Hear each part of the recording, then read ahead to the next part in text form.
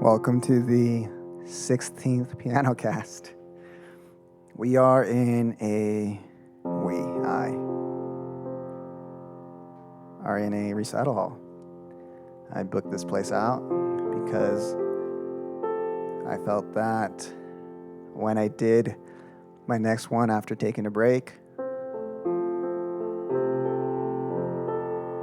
some just had to be better. I mean, my skills improved minimally, could be way better, but this piano sounds so rich.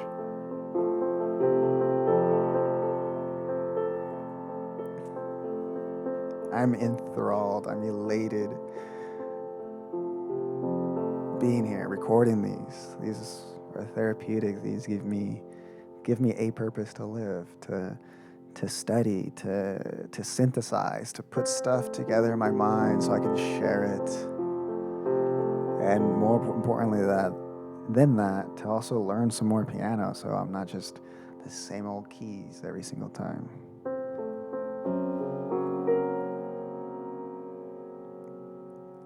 Yeah, I'm gonna play some of the same keys that I have before on this piano at least, because it just sounds so rich.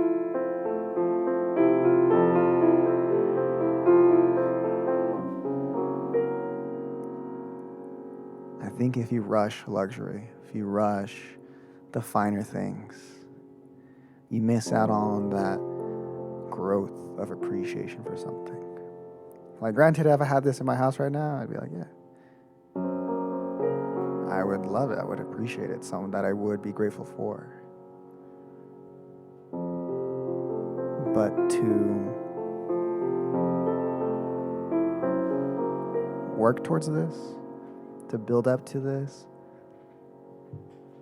to then, at one day,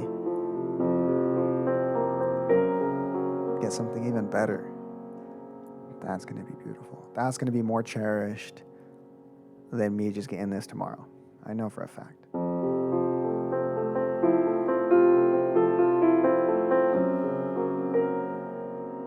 I've been going through the Bhagavad Gita, and Krishna talks about Krishna, God.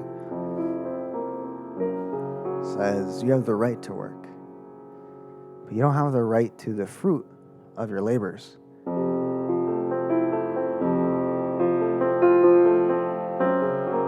And to the ego, that's kind of like, what? That sucks. What do you mean?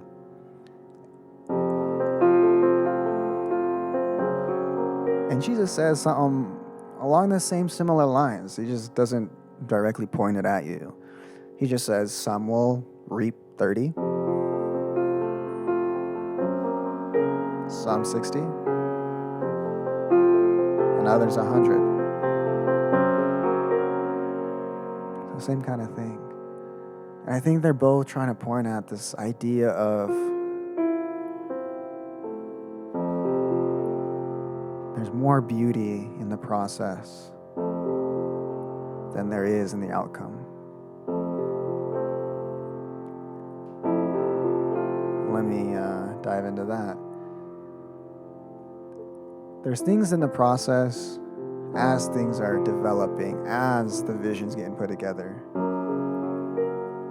You get to experience and see magic. You don't just see the final thing, because when you see the final thing, no matter how beautiful it is, you may be awestruck.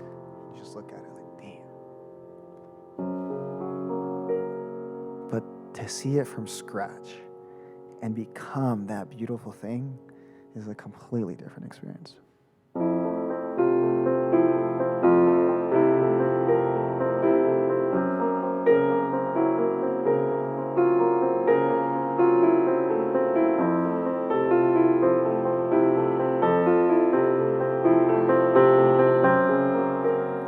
Partly why I love, or maybe it's one of the main reasons why I love doing these, is because I only have a general bird's eye view of what I'm going to be like playing on the piano. I'm like, my brain is switching from what to play and what to say. And then at the end of this, I get to see it all come together. Mistakes and all.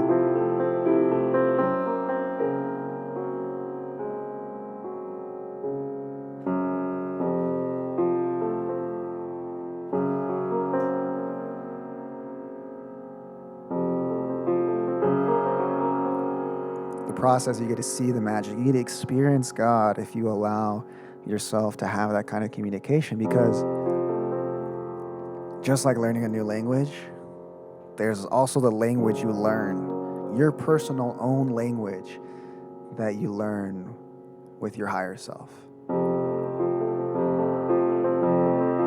uniquely to you.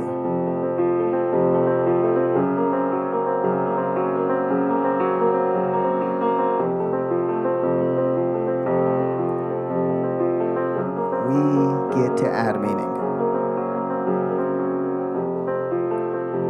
You get to rewrite meaning. For example, 11:11. Some people like to ask God for something, make a wish. But when I see that number, I ask, how are you doing, God? How's your celestial self doing? Because I know a lot of people would assume that just he's doing good, he's God.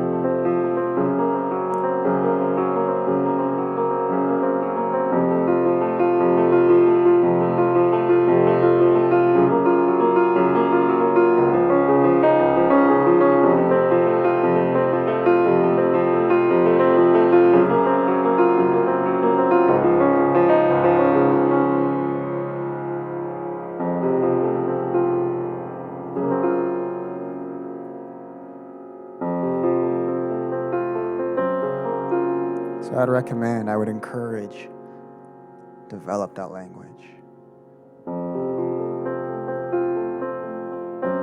Because you get to design it however you want. But the beautiful part is it will teach you as well.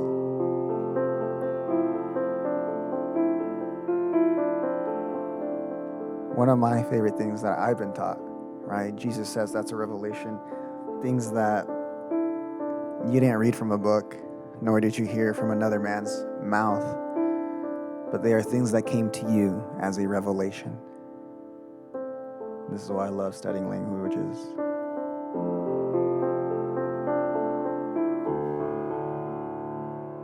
The Muslims like to call God Allah.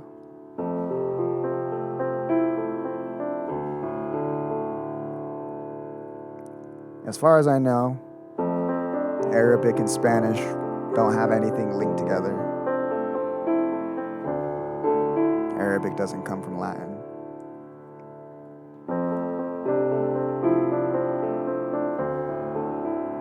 In the courts, you can't say, I didn't know that was Allah, so I plead not guilty or innocence.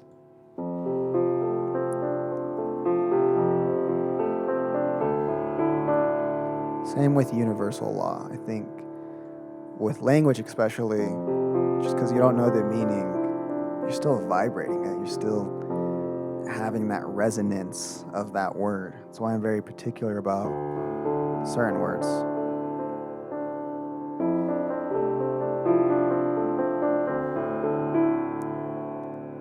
Allah.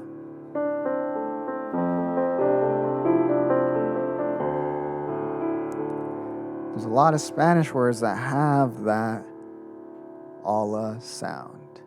Vamos, Allah.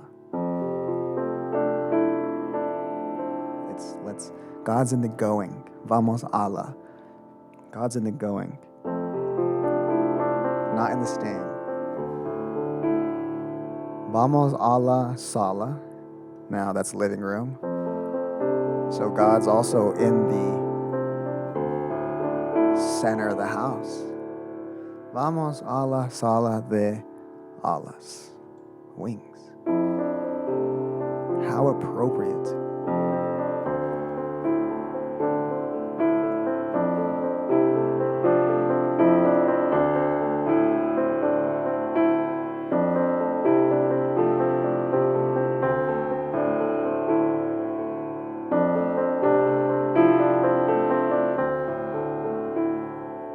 holla.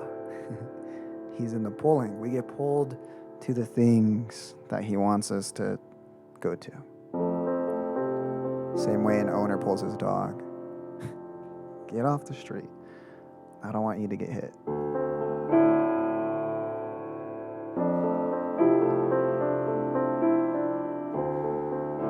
And then my favorite, in Allah, ex Allah. Didn't mean to breathe on that, Mike.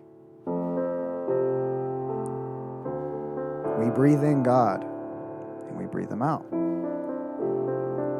And sure, we don't have to believe in him. It's the same way we don't have to breathe out. Or once we breathe out, like, we don't have God, and so we don't have to breathe him in. We don't have to believe in him. But just like we can't live with air for too long, I feel like the quality of life is very different by not believing in something higher than yourself. You don't have to call it God. There's a language there waiting for you to learn, your own unique one.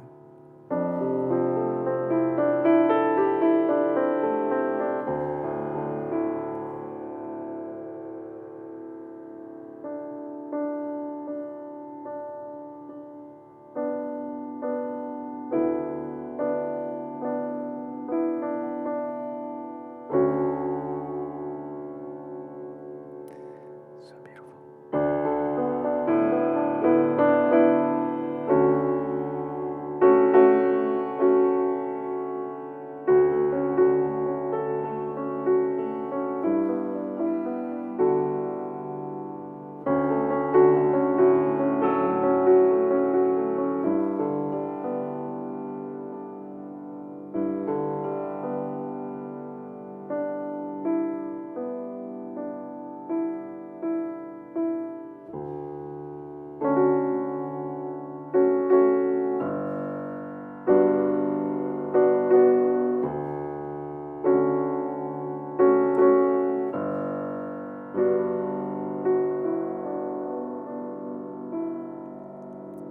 One of the things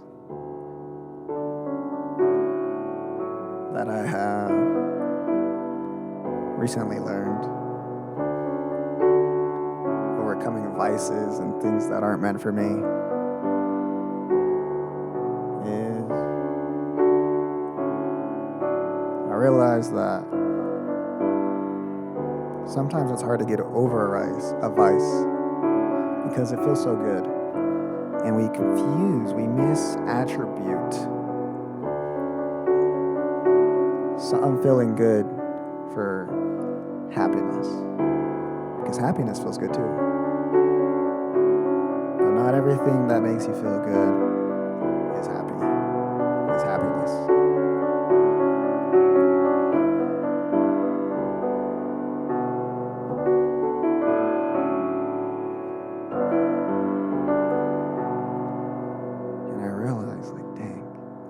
This is with vices, this could be with people, this could be with things, ideas, whatever. You make me feel good. But I'm not happy once I'm done having that experience of you. And I have to be strong enough to move on from that. Because there are things, I contrast that with something that does feel good and does make me happy. Like playing the piano, like doing this. I feel elated. I'm enthralled that I get to hear the richness of this piano. And when I'm done with this,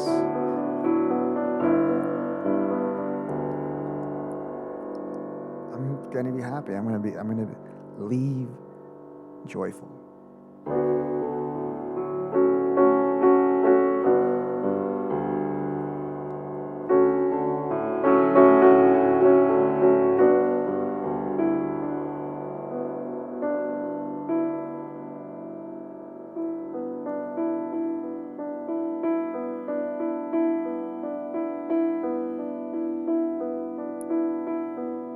This was a golden year for me, turning 25 on 25, and been able to see how much I've grown, but I've also been able to see how much I have left to grow, and to uncover and, you deep sea dive into your being, and you realize, damn, I have a lot of work to do and to work on it.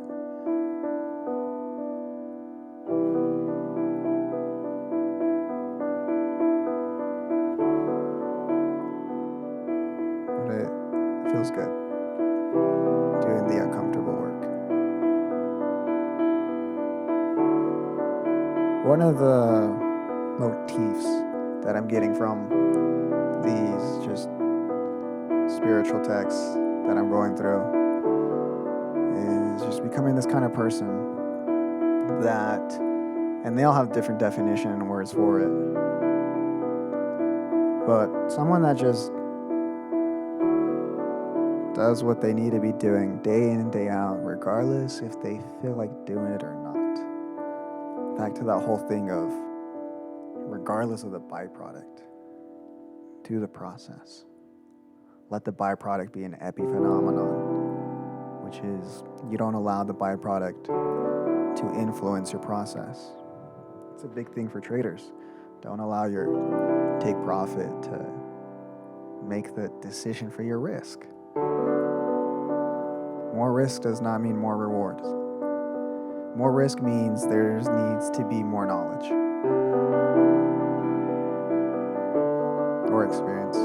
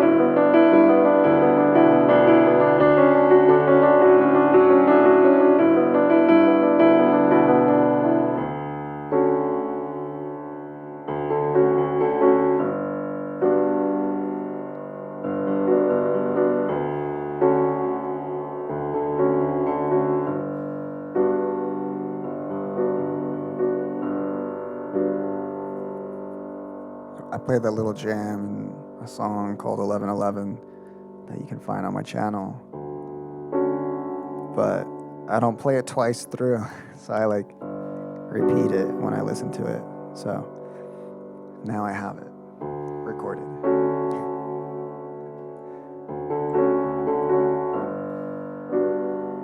This next little riff, I guess,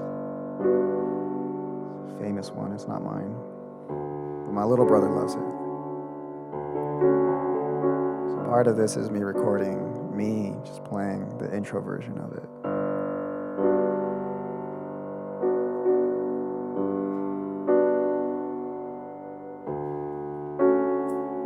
And the thing about brothers is that, according to King Solomon, they are born for adversity.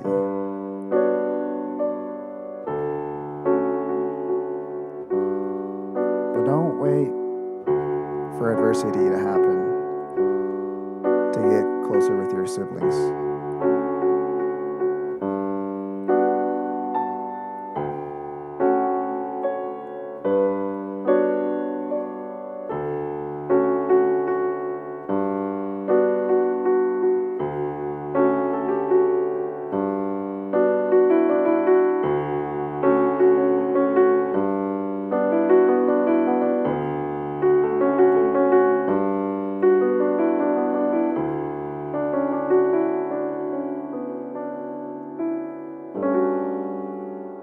In the Mahabharata, the bigger book where the Gita comes from, the Indian book, or India, the Vedas. There's 5 brothers, and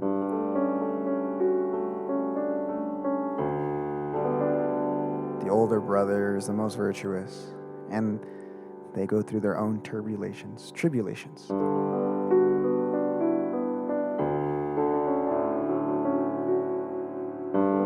And in that, there's a part where the older brother sees his younger ones suffer more than he did. And it hit home, because that's something that I experienced. And it's not something that you want to experience.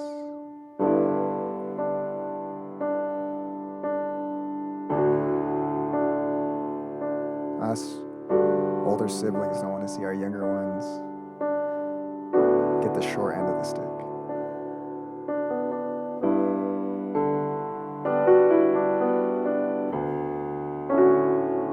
But I can only admire him, the little one,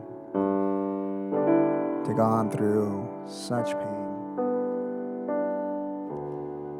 and still come out stronger, healthier, better, progressive.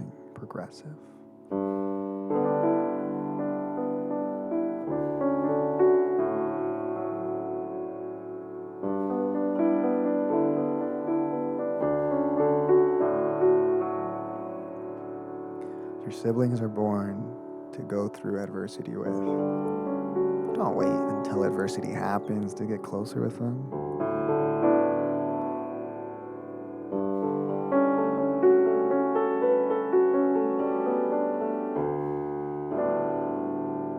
There's another part in that book where the 6th one finds out he's actually brothers with all 5.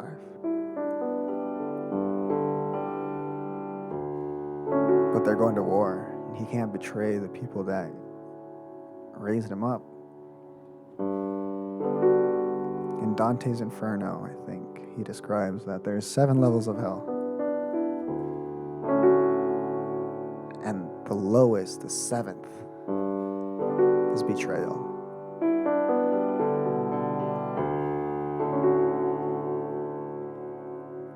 And sitting on that thought, I think, not even the devil betrays himself.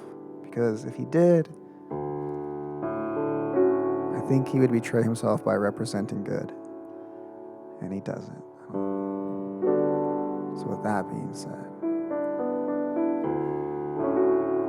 don't betray your siblings. But more than that, don't betray yourself.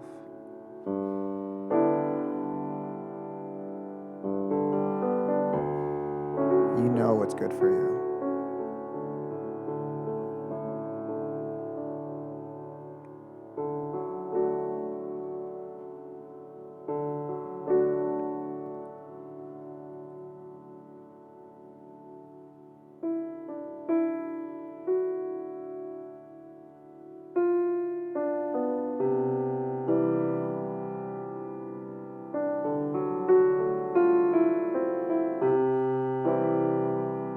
Don't betray yourself by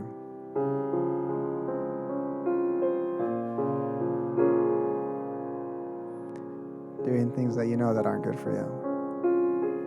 that only set you back. Be strong enough to overcome your senses. And as, once again, King Solomon says, it's easier to rule a city than it is your own spirit. And in the Madhab Bharata, you can never become a king or a ruler if you can't rule your own senses, your own anger.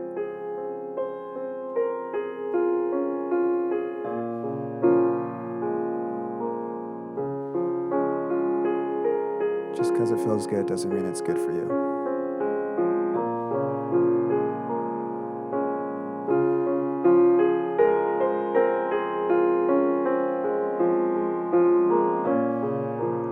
Try to keep these at like 15 minutes. But this piano just sounds so good.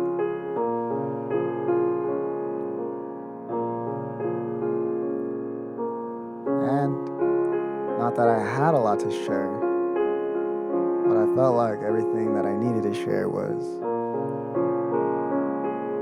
for the 6 months that I haven't been doing this.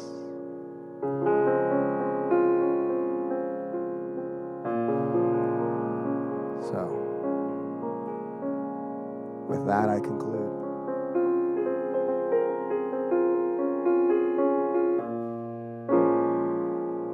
Thank you for listening. Thank you for watching.